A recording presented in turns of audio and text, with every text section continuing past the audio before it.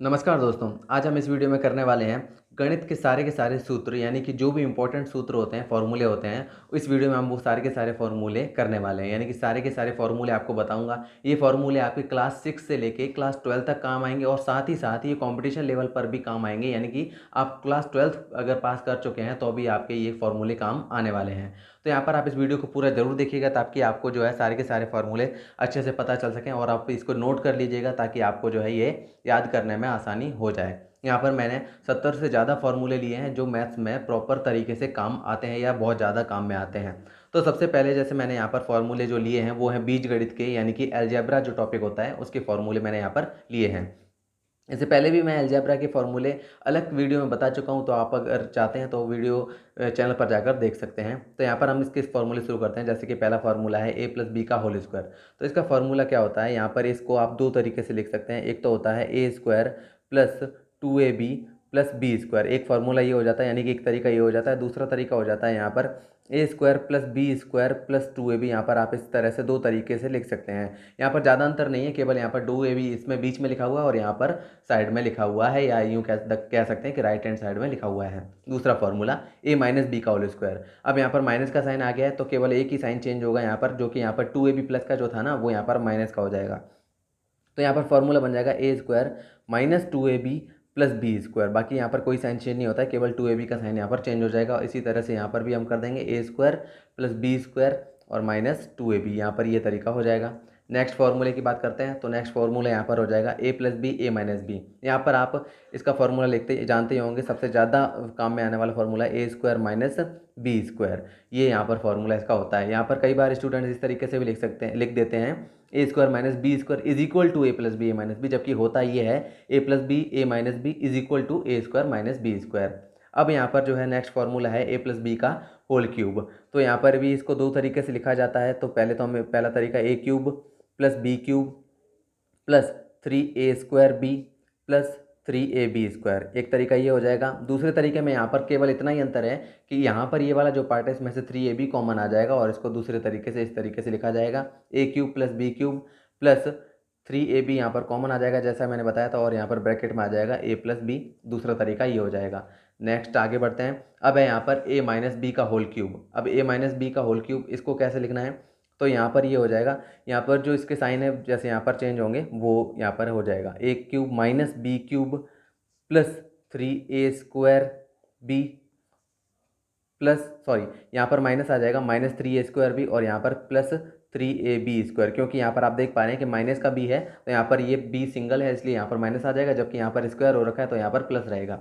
इसके भी यहाँ पर 3ab कॉमन आएगा तो A cube minus B cube minus 3ab यहाँ पर कॉमन आ जाएगा तो ब्रैकेट में बचेगा a माइनस बी। तो यहाँ पर दूसरा तरीका इसको लिखने का ये हो जाएगा। आगे बढ़ते हैं।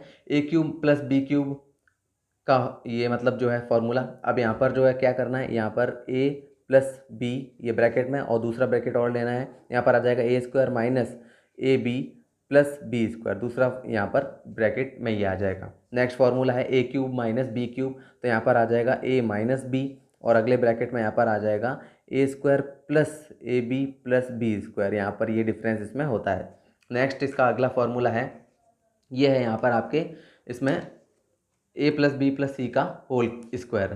तो यहाँ पर इसको किस तरीके से लिखना है, अब यहाँ पर जो है A plus B plus C का होल स्क्वायर है तो यहाँ पर आ जाएगा A square plus B square plus C square plus 2ab plus 2bc plus 2ca। एक तरीका यहाँ पर ये हो जाएगा। दूसरा तरीका यहाँ पर हमारा फॉर्मूला नहीं आएगा, यहाँ पर बस बता देना चाहता हूँ कि 2 कॉमन लेके दूसरे तरीके से इसको लिखा जा सकता है। यानी कि ये हो जाएगा A square plus B square plus C square, यहाँ से 2 कॉमन लेंगे तो 2 bracket A B plus B C plus C A. ये फॉर्मूला दूसरे तरीके से हो जाएगा।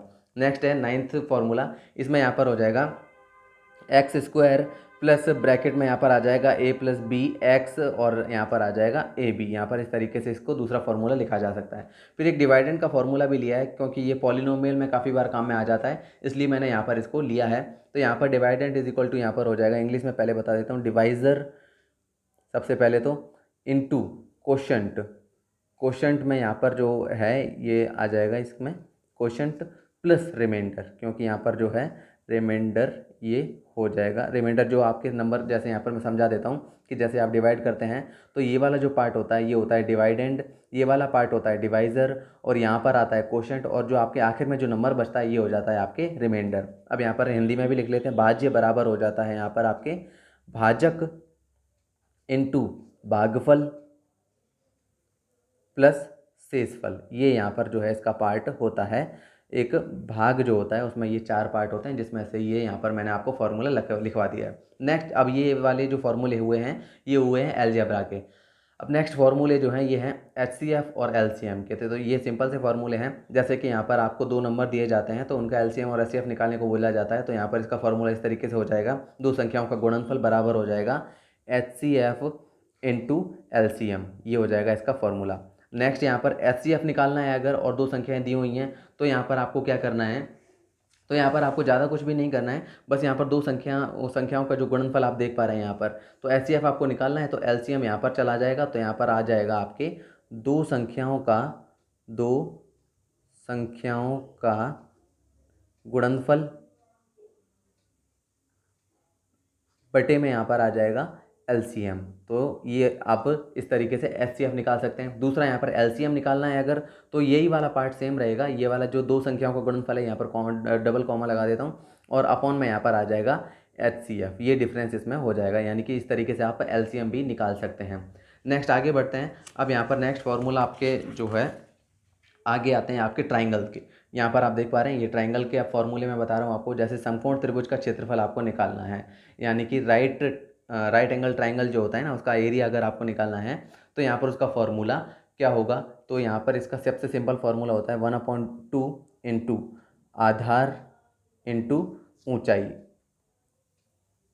और इंग्लिश में बोलें तो 1/2 इंटू बेस इंटू हाइट, ये इसका फार्मूला हो जाता है राइट एंगल ट्राइंगल के एरिया का फार्मूला। उसके बाद समबाहु त्रिभुज का क्षेत्रफल जो है, यानी कि जो इक्विलेटरल ट्राइंगल होता है उसका फार्मूला क्या होता है, तो इसका यहाँ पर आंसर हो जाएगा √3/4 इंटू ए स्क्वायर। ए स्क्वायर, ए यहाँ पर जो है वो यहाँ पर साइड है, यानी कि जो भुजा होती है वो, उसको मैंने ए लिया है यहाँ पर, तो ये इसका फार्मूला हो जाएगा √3/4 ए स्क्वायर या √3/4 इंटू ए स्क्वायर, दोनों ही एक ही बात है।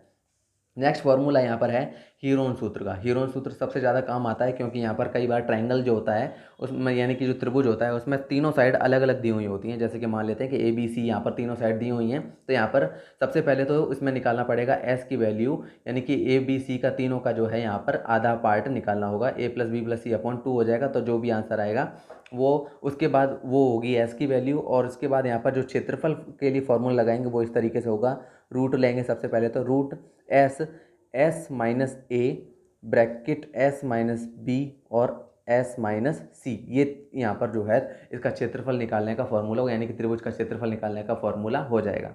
उसके बाद आगे बढ़ते हैं, वर्ग यानी कि स्क्वायर के फॉर्मूले क्या होंगे, तो ये भी काफ़ी सिंपल है। स्क्वायर का जो फॉर्मूला है ये यहाँ पर काफ़ी सिंपल हो जाता है। तो इसका फॉर्मूला जो होगा यहाँ पर, पहले सबसे पहले वर्ग का क्षेत्रफल, तो इसको हम सब जानते ही हैं, भुजा इंटू भुजा, यानी यूँ कह दें इंग्लिश में कि साइड इंटू साइड, या फिर इसको इस तरीके से भी लिखा जा सकता है भुजा स्क्वायर। यहाँ पर दोनों तरीके ही सही है, यानी कि भुजा इंटू भुजा लिखें तो भी सही है, और भुजा स्क्वायर लिखें तो भी सही है, यानी कि साइड इंटू साइड या फिर साइड स्क्वायर, दोनों ही यहाँ पर सही आंसर होंगे। उसके बाद वर्ग का परिमाप, यानी कि जो पेरीमीटर होता है वो कैसे निकालेंगे, तो ये हो जाएगा 4 इंटू भुजा या 4 इंटू साइड, ये हो जाएगा। उसके बाद यहाँ पर जो है नेक्स्ट है वर्ग का विकर्ण, यानी कि जैसे आप जानते होंगे कि जो वर्ग होता है ना, इसमें इसकी ये वाली साइड भी होती है, ये जो साइड होती है इसको अपन विकर्ण कहते हैं। तो यहाँ पर जो है वर्ग का विकर्ण, इसका फॉर्मूला यहाँ पर क्या होगा, तो ये हो जाएगा आपके √2 इंटू भुजा, यानी कि √2 इंटू भुजा या फिर √2 इंटू साइड, ये हो जाएगा इसका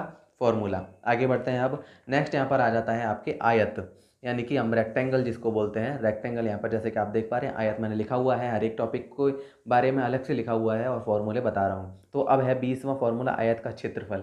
तो आयत का क्षेत्रफल यहाँ पर होता है लंबाई इंटू चौड़ाई, यानी कि लेंथ इंटू ब्रेथ जो होता है, इंग्लिश में बोलें तो लेंथ इंटू ब्रेथ जो है इसका फॉर्मूला होता है। फिर आयत का परिमाप, तो ये हो जाता है यहाँ पर 2 ब्रैकेट लंबाई प्लस चौड़ाई, या इंग्लिश में बोलें तो 2 ब्रैकेट लेंथ प्लस ब्रेथ, ये हो जाता है इसका आयत का परिमाप यानी कि पेरीमीटर ऑफ रेक्टेंगल। उसके बाद यहाँ पर कमरे की चारों दीवारों का क्षेत्रफल निकालना है अगर, तो यहाँ पर जो है उसका फॉर्मूला क्या होगा, तो यहाँ पर जो है काफ़ी हद तक ये आयत का परिमाप से मिलता जुलता है, बस यहाँ पर एक चीज़ और एक्स्ट्रा ऐड हो जाती है, तो ये हो जाएगा 2 इंटू ब्रैकेट लंबाई प्लस चौड़ाई, और यहाँ पर साइड में प्लस में यहाँ पर आ जाएगा ऊंचाई को भी यहाँ पर ऐड कर देंगे, तो यहाँ पर कमरे की चारों दीवारों का क्षेत्रफल निकल कर आ जाएगा। नेक्स्ट आगे बढ़ते हैं। अब चतुर्भुज यानी कि क्वाड्रिलेटरल के जो फॉर्मूले होंगे वो क्या होंगे, तो सबसे पहले समांतर चतुर्भुज का क्षेत्रफल, तो ये हो जाएगा आधार इंटू ऊंचाई, ये इसका फॉर्मूला हो जाएगा समांतर चतुर्भुज का क्षेत्रफल। उसके बाद समचतुर्भुज का क्षेत्रफल, तो यहाँ पर ये हो जाएगा आपके पास 1/2 इंटू विकर्णों का गुणनफल, यानी कि जो उसके दो विकर्ण होंगे उनका गुणनफल, उनका मान आपको दिया हुआ होगा, तो उसमें यहाँ पर जो है विकर्णों का गुणनफल यहाँ पर लग जाएगा, तो 1/2 इंटू विकर्णों का गुणनफल, ये आपके आंसर आ जाएगा। उसके बाद है समलंब चतुर्भुज का क्षेत्रफल, तो समलंब चतुर्भुज का क्षेत्रफल का फॉर्मूला होता है 1/2 इंटू समांतर भुजाओं का योग, यानी कि आमने सामने जो भुजाएं होती हैं उनका योग, और यहाँ पर आ जाएगा इंटू में उनके बीच की दूरी, यहाँ पर आ जाएगा उनके बीच की दूरी, यहाँ पर इस तरीके से इसको लिख सकते हैं। तो समलंब चतुर्भुज का फॉर्मूला क्या हो जाएगा, 1/2 इंटू समांतर भुजाओं का योग इंटू उनके बीच की दूरी। आगे बढ़ते हैं, अब नेक्स्ट फॉर्मूले यहाँ पर लेते हैं। अब यहाँ पर आ जाता है अगला पार्ट आपके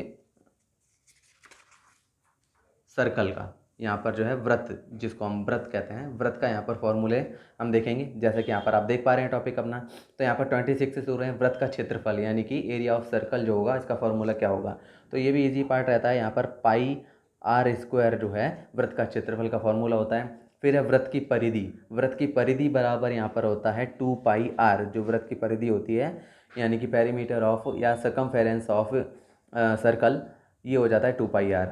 28वां फॉर्मूला अर्धवृत्त का क्षेत्रफल यानी कि जो हाफ सर्कल होता है उसका क्षेत्रफल एरिया क्या हो जाएगा, तो ये हो जाएगा πr²/2, क्योंकि हम जानते हैं कि हाफ करने पर जो है अब 2 का डिवाइड हो जाता है, तो वृत्त का क्षेत्रफल πr² है, तो अर्धवृत्त का πr²/2 हो जाएगा। फिर अर्धवृत्त की परिमिति, तो ये हो जाएगा यहाँ पर πr+2r, ये हो जाएगा परिमिति। और उसके बाद आगे बढ़ते हैं, चाप की लंबाई, जो यहाँ पर 10th क्लास में जो 12th चैप्टर है उसमें यहाँ पर ये टॉपिक आता है। चाप की लंबाई का फॉर्मूला क्या होगा, तो ये हो जाएगा यहाँ पर 2πr/360। अगर यहाँ पर 2 से 360 को कैंसिल कर दें तो यहाँ पर एक और फॉर्मूला बन जाता है πr/180। उसके बाद त्रिज्यखंड का क्षेत्रफल, तो ये होता है πr²θ/360, ये इसका फॉर्मूला त्रिज्यखंड का क्षेत्रफल का फॉर्मूला होता है। आगे बढ़ते हैं, अब यहाँ पर नेक्स्ट आ जाता है आपके घनाभ, जिसको हम शुरू से पढ़ते हैं, क्यूबॉइड जो होता है, यहाँ पर 32 से इसके फॉर्मूला स्टार्ट होता है। घनाभ के संपूर्ण पृष्ठ का क्षेत्रफल, तो यहाँ पर इसका फॉर्मूला हो जाएगा, क्योंकि हम जानते हैं घनाभ में जो है लंबाई भी होती है, चौड़ाई भी होती है और ऊंचाई भी होती है, तो इसका फॉर्मूला हो जाएगा लंबाई इंटू चौड़ाई प्लस चौड़ाई इंटू ऊंचाई प्लस ऊंचाई इंटू लंबाई, ये इसका फॉर्मूला होता है। आगे बढ़ते हैं, घनाभ का आयतन, तो यहाँ पर ये सबसे सिंपल होता है, length into breadth into height, या हिंदी में कर लेते हैं लंबाई इंटू चौड़ाई इंटू ऊंचाई, ये इसका फॉर्मूला हो जाएगा। नेक्स्ट है घनाभ का विकर्ण, ये कैसे निकालेंगे, तो यहाँ पर इसको रूट में निकालेंगे, ये हो जाएगा l² + b² + h², यानी कि लंबाई का स्क्वायर प्लस चौड़ाई का स्क्वायर प्लस ऊंचाई का स्क्वायर, और उस पर रूट लगा देंगे तो घनाभ का विकर्ण निकल कर आ जाएगा। नेक्स्ट फॉर्मूला है यहाँ पर घन, या जिसको हम क्यूब कहते हैं, घन जो होता है जिसमें सारी की सारी लंबाइयाँ बराबर होती हैं। जैसे कि आपने पासा देखा होगा जिस लूडो खेलने वाला, उसमें से उसकी सारी लंबाई बराबर होती है, तो उसको घन कहा जाता है। तो जैसे 35वां यहाँ पर फॉर्मूला है घन का संपूर्ण पृष्ठ क्षेत्रफल, तो यहाँ पर ये हो जाएगा 6 इंटू भुजा स्क्वायर, या यूँ कह दें कि 6 इंटू साइड स्क्वायर, या 6 इंटू साइड इंटू साइड, ये भी इसका फॉर्मूला हो जाएगा। फिर है घन का आयतन, तो यहाँ पर ये हो जाएगा भुजा क्यूब, अगर हम भुजा को अगर ए मान लेते हैं तो यहाँ पर हो जाएगा a³ भी बोल सकते हैं, ये फार्मूला यहाँ पर हो जाएगा। इसी तरह से यहाँ पर भी 6 इंटू a² लिखा जा सकता है अगर भुजा को a मान लेते हैं तो। फिर है घन का विकर्ण, घन का विकर्ण यहाँ पर कैसे निकालेंगे, तो ये हो जाएगा √3 इंटू भुजा या √3 इंटू भुजा को अगर ए मानते हैं तो ए, √3 इंटू ए। उसके बाद नेक्स्ट फॉर्मूले जो है ये इंपॉर्टेंट है, काफ़ी बार काम में आते हैं, बेलन का, सिलेंडर जिसको हम बोलते हैं सिलेंडर, बेलन। तो 38वां यहाँ पर है बेलन के वक्र पृष्ठ का क्षेत्रफल, तो यहाँ पर इसका फॉर्मूला हो जाएगा 2πr/h। उसके बाद बेलन का संपूर्ण पृष्ठ का क्षेत्रफल, तो ये हो जाएगा 2πr bracket h plus r। और नेक्स्ट है बेलन का आयतन, तो ये हो जाएगा πr²h। तो इस तरीके से यहाँ पर बेलन के ये तीनों फॉर्मूले हो जाएंगे, जैसे कि यहाँ पर आप देख पा रहे हैं। आगे बढ़ते हैं। अब नेक्स्ट यहाँ पर आ जाता है शंकु, यानी कि जिसको हम कोन भी बोलते हैं। जैसे आइसक्रीम वगैरह आप खाते होंगे तो उसके जो कोन होते हैं वो शंकु के आकार का ही होते हैं, जिसको इसलिए हम इसको शंकु ही बोलते हैं। तो शंकु जो होता है इसमें एल एक जो वैल्यू होती है, जैसे कि यहाँ पर ये मैं बना के दिखा देता हूँ। ये मान लीजिए एक शंकु है, तो यहाँ पर जो है ये इस तरीके से होता है, जैसे कि आपने देखा ही होगा। तो यहाँ पर ये वाली जो लेंथ होती है ना इसकी, ये होती है एल, जबकि ये वाली जो ऊंचाई होती है ये एच होती है, और यहाँ पर ये जो सर्कल बना हुआ होता है ये आर हो जाता है। तो एल यहाँ पर कैसे निकालेंगे, तो यहाँ पर इसका फॉर्मूला होता है एल इज इक्वल टू, यहाँ पर ये हो जाता है r² प्लस h², ये इसका फॉर्मूला होता है। नेक्स्ट है यहाँ पर शंकु का पृष्ठ क्षेत्रफल, तो यहाँ पर शंकु का पृष्ठ क्षेत्रफल का फॉर्मूला होता है πr/l। उसके बाद यहाँ पर शंकु का संपूर्ण पृष्ठ क्षेत्रफल, तो इसका फॉर्मूला हो जाता है πr/l प्लस πr²। यहाँ पर इसको इस तरीके से भी लिखा जा सकता है, πr यहाँ पर ब्रैकेट में बाहर ले लेते हैं तो ब्रैकेट में आ जाएगा l प्लस r। नेक्स्ट है शंकु का आयतन, तो इसका फॉर्मूला होता है 1/3 πr²h, ये इसका फॉर्मूला होता है। फिर है शंकु का छिन्नक, यानी कि फ्रस्टम ऑफ कोन, इसके फॉर्मूले क्या होंगे, तो यहाँ पर शंकु के तिर्यक भाग का क्षेत्रफल, इसका फॉर्मूला हो जाएगा πl bracket r, capital R plus small r। और L इज इक्वल टू, यहाँ पर जो वैल्यू दी हुई है इसको आपको फाइंड करेंगे इस तरीके से। यहाँ पर मैं इसको अलग से बता देता हूँ, L² is equal to h² plus capital R minus small r का होल स्क्वायर।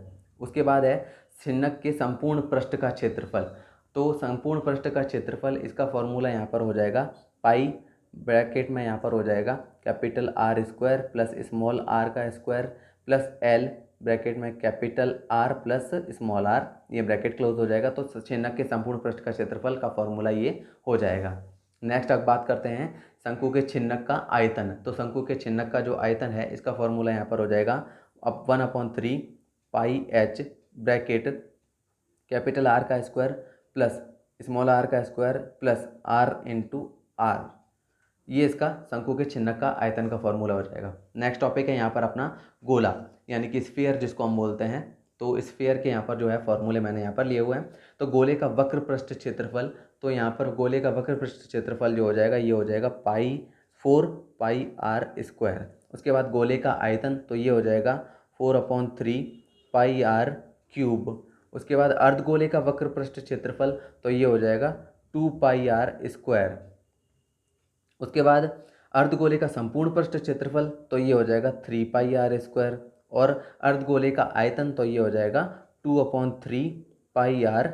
ये यहाँ पर गोले जो हैं उसका फॉर्मूला हो जाएगा, गोला जो होता है उसका फॉर्मूला हो जाएगा स्फीयर का। उसके बाद सांख्यिकी यानी कि स्टैटिस्टिक्स जो चैप्टर होता है, 14th चैप्टर है 10th क्लास में, जैसे कि तो इसके फॉर्मूले क्या हैं, जैसे कि माध्य निकालने का जो फॉर्मूला होता है, माध्य हम जिसको जानते हैं वो उसका फॉर्मूला यहाँ पर क्या होगा। तो यहाँ पर इस जैसे कि 3 विधियाँ होती हैं, उसमें एक प्रत्यक्ष विधि, एक कल्पित माध्य विधि और एक पग विचलन विधि। तो तीनों फॉर्मूले यहाँ पर आपको बताऊंगा। तो प्रत्यक्ष विधि का जो सीधा सीधा फॉर्मूला होता है ये होता है सिग्मा fx/सिग्मा f। यहाँ पर जो है कई बार आई भी लगा दिया जाता है, तो आप लगाएं चाहे नहीं लगाएं वो आपके ऊपर डिपेंड करता है, यहाँ पर मैं सीधे बता रहा हूँ।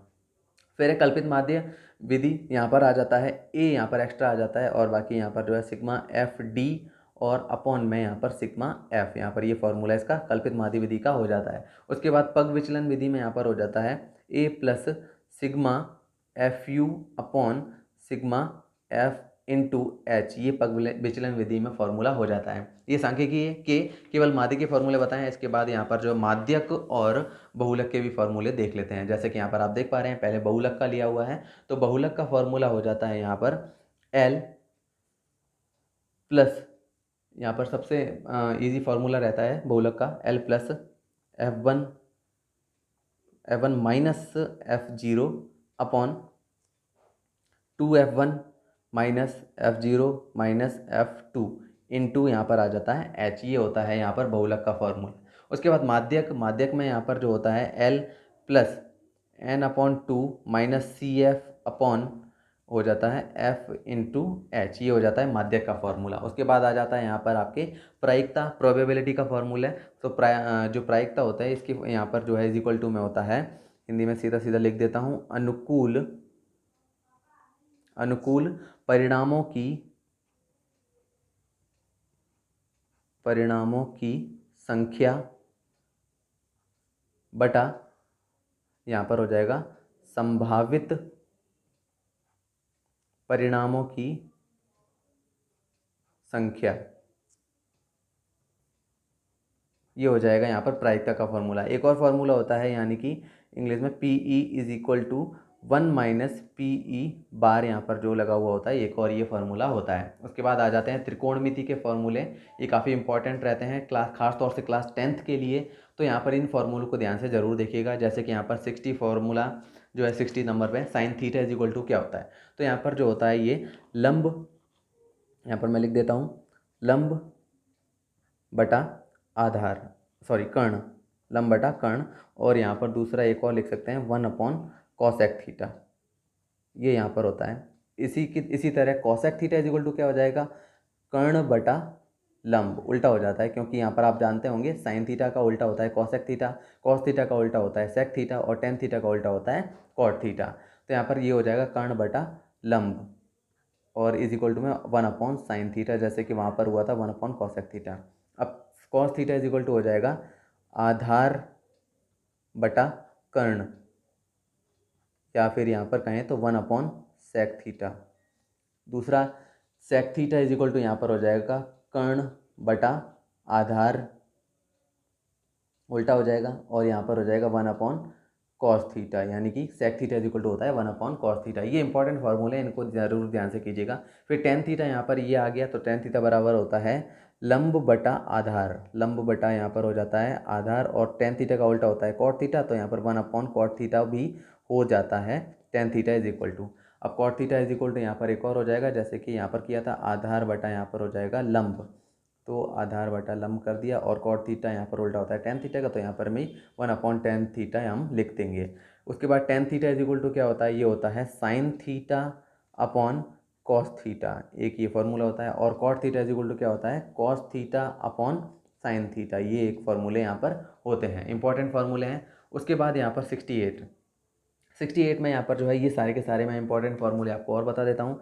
तो यहाँ पर एक फार्मूला होता है यहाँ जैसे कि sine square theta plus cos square theta is equal to 1। उसके बाद आगे आता है sec square theta is equal to 1 plus tan square theta, एक तो फॉर्मूला ये हो जाता है। तीसरा यहाँ पर इसी से रिलेटेड होता है cosec square theta is equal to 1 plus cot square theta. ये तीन फार्मूले होते हैं जो बहुत ज़्यादा इंपॉर्टेंट होते हैं और सबसे ज़्यादा काम में आते हैं। खास तौर से 10th क्लास में जो NCERT की बुक है उसमें 8.4 जो है उसमें खास तौर से ये काम में आते हैं। उसके बाद 71 जो है इसमें यहाँ पर आ जाएगा sine 90 minus theta is equal to cos theta. और इसको अगर आप दूसरे तरीके से भी लिख सकते हैं, जैसे कि यहाँ पर cos 90 minus theta is equal to sine theta, ये भी यहाँ पर होता है। उसके बाद यहाँ पर जो हो जाएगा tan 90 minus theta is equal to cot theta. इसको भी उल्टा लिख सकते हैं, यानी कि cot 90 minus theta is equal to tan theta. उसके बाद आगे है नेक्स्ट लास्ट फॉर्मूला जो है ये है sec 90 minus theta is equal to cosec theta. और दूसरा तरीका यहाँ पर हो जाएगा cosec 90 minus theta is equal to sec theta. तो इस तरीके से यहाँ पर जो है ये मैंने 73 या यूँ कह दूँ कि 3 एक्स्ट्रा करके तो 76 फॉर्मूले यहाँ पर मैंने आपको टोटल बताए हैं। उम्मीद करता हूँ कि यहाँ पर आपको ये जो है वीडियो पसंद आया होगा, और ये फॉर्मूले आप नोट डाउन जरूर कर लीजिएगा ताकि एग्ज़ाम में आपके खास तौर से काम में आ सकें और आपको बार बार फॉर्मूले देखने की ज़रूरत ना पड़े। तो उम्मीद करता हूँ कि आपको वीडियो पसंद आया होगा। वीडियो को लाइक ज़रूर कीजिएगा और इसी तरह से और भी वीडियो देखने के लिए चैनल को सब्सक्राइब जरूर कीजिएगा। Thank you friends.